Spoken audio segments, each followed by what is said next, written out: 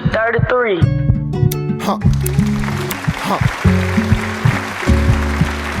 Welcome to the Setback Family Podcast, man.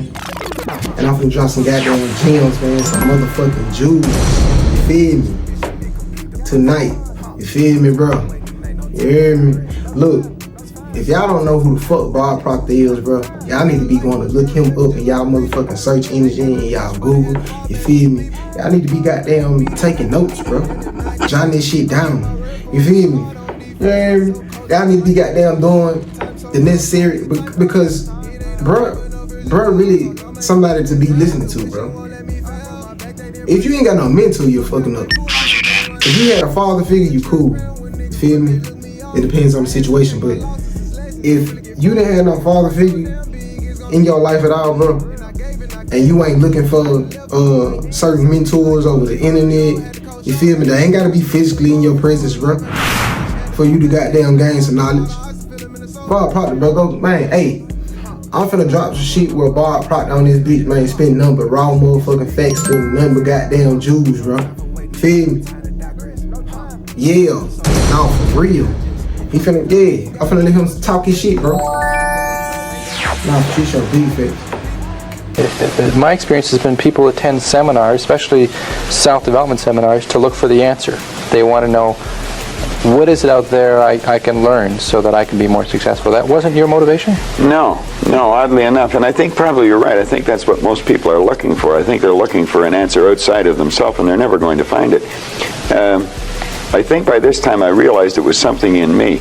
I met a man here in Toronto. He was one that originally got me involved in studying this, Ray Stanford. And he told me if I didn't like the results I was getting in my life, that I was going to have to change me because they were my results. And he said, if you're going to change you, you're going to have to find out something about yourself. And that seemed to make sense. I don't think it was an earth-shattering idea. It wouldn't give anybody a brain hernia, but it made a hell of a lot of sense to me. So I started to study myself. I found most people don't know who they are. They really don't. What do you mean? I mean, I know my name, I know my age, I know where I live. Yeah, that's not what you, else though. Is there? You know, that's just size, it. If you ask the average person who they are, they'll give you their name. They'll say, I'm Bob Proctor, but I'm not. Bob and Proctor are two words. My parents give them to me. They're called names, but it's not me. It's my name. Then somebody will say, well, this is me, but this isn't me either. It's my body. Like, you never phone down here to the studio and say, body won't be in today. It's sick. Okay. You know, we don't say am hand or am leg. It's my hand, my leg, my body, my name. Who am I?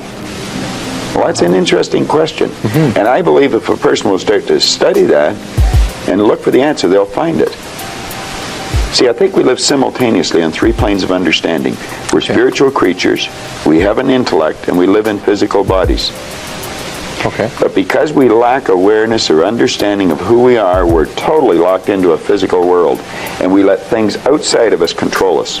95% of the population are reacting to life. They're not really living at all. Okay, and would you call that one of the barriers to success? Oh, there's no question about it. I think there's two barriers. Success is a funny word. Nightingale had a great definition for it. He said a person's successful if they know where they are, and they know where they're going, and they're progressively moving in that direction. He said that success was the progressive realization of a worthy ideal. Anyone that has a goal and they're moving towards it, they're successful. Most people think that you're successful if you have a lot of money. Quite often you have a lot of money if you're successful, but it isn't. I wouldn't say Mother Teresa has a lot of money. Okay. You know, but she's a pretty successful lady. So it's... okay, so that barrier to success... I think there's two barriers. One is our conditioning. The conditioning that takes place in our subconscious mind from the time we're infants. All we can do is act and talk like the people around us. That's why we learn the language we learned. If there was 10 languages spoken in our home, we'd learn 10 languages without any trouble. There's usually one, and that's the only one we ever learn. And we grow older and we think, oh, I couldn't learn another language. We could learn 100 if we wanted to. You can do anything. But I think we're conditioned. We have a real strong conditioning, usually with not some very good ideas. And then that's the barrier that's inside us. The one that's outside of us is our environment. We have a tendency to act like everybody around us. And if you think about this, it doesn't make a lot of sense. Because if you study statistics, 95% of the people live their entire life and never live the way they want to live. Do you know that 95% of the population in this country, let's say in North America, Okay. the richest continent in the history of the world, they'll work productively, let's say for 40 of their 65 years, Okay. and they'll end up with hardly any money. Well, there's got to be something wrong. So there's not much. 5% of the people end up financially comfortable or independent. Are you trying to depress us, Bob? Because that's. No, actually, I think it's quite an exciting idea, because you see, the idea behind it is that anybody can win, anyone at all. But if we start studying these statistics, I think we'll arrive at the conclusion, geez, I better start thinking for myself rather than follow everybody. Most people, they get a job, they look around, they see how everybody else is doing their work, and they start doing it the same way. They should stop and think, I wonder if any of these people know what they're doing. You know, is there a better way to do it? But don't we have a need to fit in? I mean, we don't want to stand out. We don't want to get fired. We don't want to make waves. Exactly. Just fall into line. You know, take a number. Be like everybody around. You know, that'd be great in the animal kingdom. But human beings aren't supposed to live that way. I think we should make a few waves. We should maybe stand out, be different. Not for the sake of being different, Okay. but because we are different. We all think different thoughts. And I believe we should start to think and build images in our mind of what we'd like to do and then set out and do it. Okay. Emerson did that, Edison did that, Marconi did that, Samuel Morse did that, Buckminster Fuller did that. We could go on and on and on. Okay. They were different. They stood out. They made a few waves. Okay. You started with you saying you started with a search for yourself to try to find out more about yourself, and you were somewhat successful along the way. Well, I didn't start it like that in the beginning. I started out, I wanted to earn a lot of money. I figured if I had enough money, I was going to cure all my problems. I found that wasn't true. I earned a fair amount of problems or money, and I seemed to have more problems. But after working at this for a few years, I decided that, the real answer is get to know yourself a little better. Okay. And I don't think you have to go off in the Himalayas and become a guru to Okay. do that. What did you do to learn about yourself? You said you went around as many seminars. I attended seminars. Okay. I went and listened to different speakers who taught something about the mind. I think the answer's in our mind if we'll start studying and trying to understand our mind. Okay. Let me get back to you if I can. What did you learn about Bob Proctor during that study? Well, I learned that the biggest part of me you'll never see. It's non-physical. And what you see here in the physical body is nothing but the physical manifestation of the higher side of my personality. And of course that's true with you, and Nancy's on the camera. It's true of everyone. And what we have to study, I think, is how does this non-physical part of my mind work?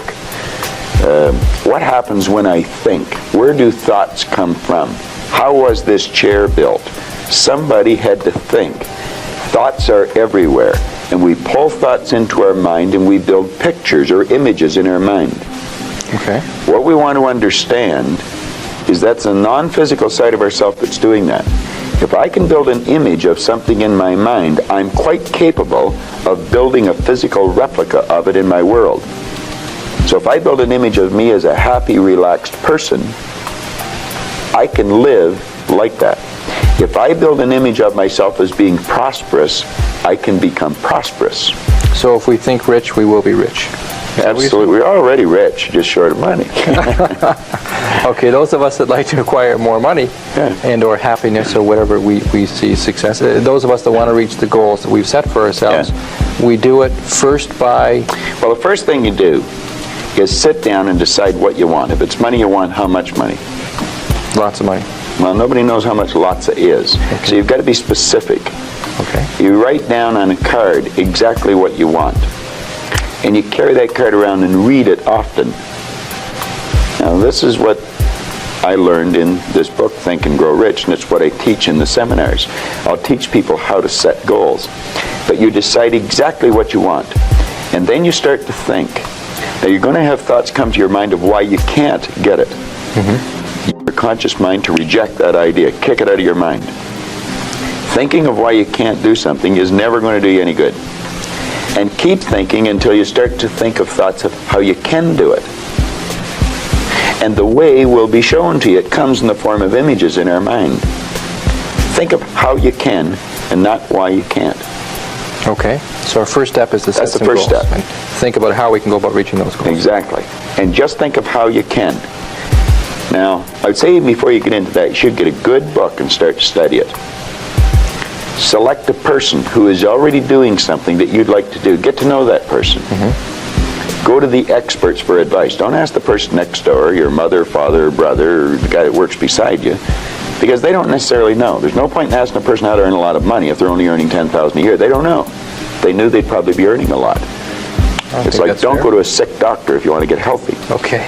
So you find someone that you can go to for advice. Get a real good book and lock into that book and start to study it. Like, I've had this one that looks like a Bible, you know. But this is Napoleon Hill's book, Think and Grow Rich. I've been reading this thing now for 23 years. I'll probably read it for another 23 years. I got another good book that I brought over here today. It's called The Power of Your Subconscious Mind. Now, I'm not getting a commission for selling this. The author's dead now. He's been gone for a couple of years. But Dr. Joseph Murphy wrote this book, The Power of Your Subconscious Mind. And that's probably one of the best books that you're ever going to find, because you're going to learn something about your mind when you read this book. Okay. Now, I read a lot of books. I've got probably 1,000 books sitting in my den at home in my library. But the one that I carry it everywhere I go, and I read it all the time, is Think and Grow Rich. I never stop reading it. Now, where's the value for you to reread that and read it again? I mean, you must know it well enough that... I think I could probably recite it verbatim.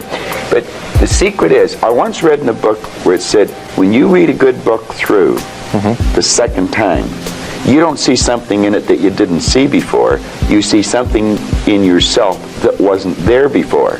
You see, when I read this, I create a greater awareness.